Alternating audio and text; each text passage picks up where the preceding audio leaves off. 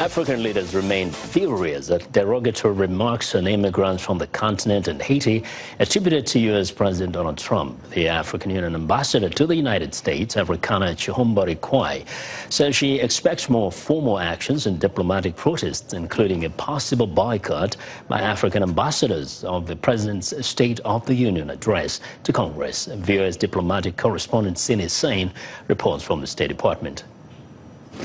Amid an ongoing backlash at home and abroad to remarks multiple sources say the president made about what kind of immigrants he would prefer, the president was asked by a reporter if he wants more immigrants from Norway. I want them coming from everywhere. Thanks, everyone. Jim, thank you. White House Press Secretary Sarah Huckabee Sanders acknowledged that the president used tough language during his meeting with lawmakers about an immigration deal and said that is part of his appeal. I think that's one of the reasons the American people love him. One of the reasons that he won and is sitting in the Oval Office today is because he isn't a scripted robot. He's somebody who tells things like they are sometimes, and sometimes he does use tough language. In the aftermath of the remarks, Botswana, Ghana, Haiti, Namibia, Senegal, and the African Union have lodged formal diplomatic protest.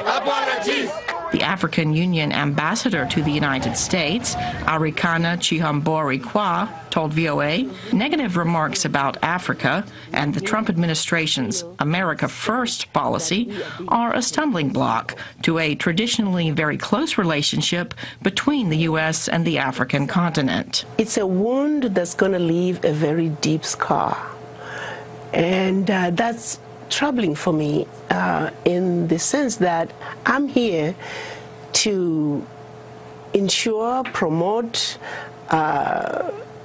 good relationships between the U.S. and Africa. Comments of that nature make it an uphill battle to try and continue to solidify that relationship. State Department spokesperson Heather Nauert said relations are still strong. We have a deep respect for people from the African continent. We have strong partnerships with the nearly 50 countries on the African continent. I will say this, which I say about other countries as well, our relationships with countries are deeper than any one alleged comment. Nauert said Secretary of State Tillerson looks forward to traveling to Africa early this year. Ambassador Chihombori Kwai said Tillerson will be welcomed with open arms. Cindy Sain, VOA News, the State Department.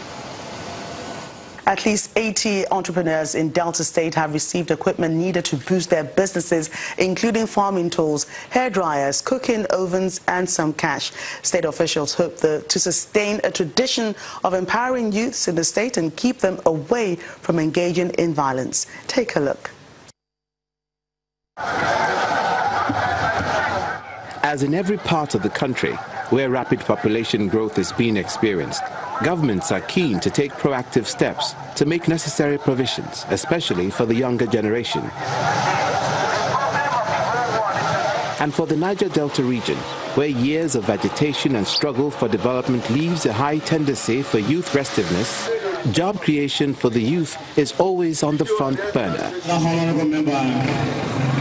In Delta State, 80 youth from Akumazi Umocha in Ika Northeast local government area are getting a boost in their businesses with equipment for farmers, hairdressers and caterers, amongst others, as well as cash gifts. The choice of empowerment tools reflects ventures that can easily thrive given the necessary support. The entrepreneurs, knowing the impact these tools will have on their businesses, are optimistic of better days ahead.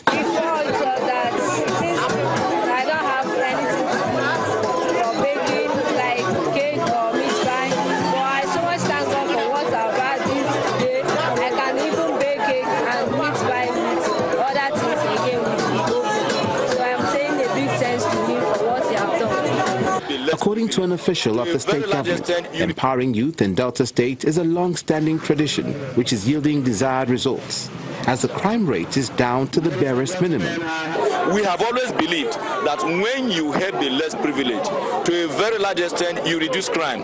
In this town, in the last 3 years, nobody can say that they have had incidents of courts or individuals shooting guns or exchanging fracas. So what that means is that we don't waste time going to police station looking for who to bail out.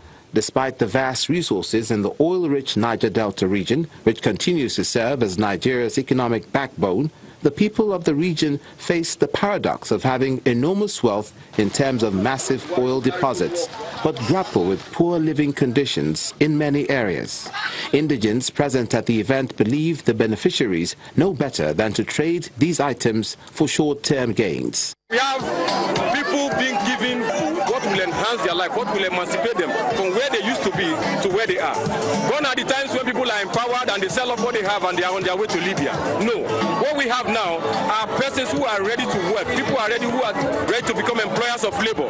So I think with the due diligence that has been done, we are sure that 90% of the persons that have been empowered are going to make progress with what they have today. The state government says the aim of efforts such as this is to instill hopes of a brighter future in the youth and encourage them to aspire to be better in their chosen fields of endeavor, so they can in turn become employers of labor. It's time now for a short break. As we go, we remind you to visit our website, channelcb.com, for news and other programming around the clock. You can also find us on youtube.com/channelsweb. Still to come, behind the scenes of this quaint Italian town, hundreds of refugees live in desperate conditions. That story after the break.